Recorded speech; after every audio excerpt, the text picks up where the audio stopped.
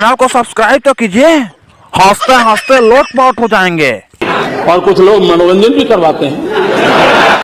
का हो अखिलेश बाबू, सुने हैं तू चुनाव हारे के बाद में पकौड़ी वकौड़ी बेचे लागे हा, तनी हमहू के चिखावा पकौड़िया अपन।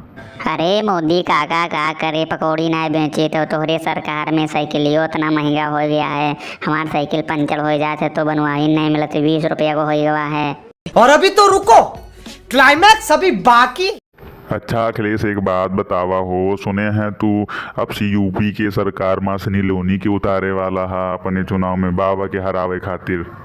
अरे मोदी काका का कर सनी लियोनी के ना उतारता, तू योगी मिलके सब पूरा सीट जीत लिया था ईवीएम मशीन में घपला करके, तो का कर सनी लियोनी के ना उतारता। तो ये बतावा आपसी चुनाव में तहार नारा का रही हो जो सनी लियोनी के उतरवा था। रे मोदी काका, अरे बाबा योगी, सुना हमार नारा, और सनी लियोन के शासन में छूट बटेगी राशन में।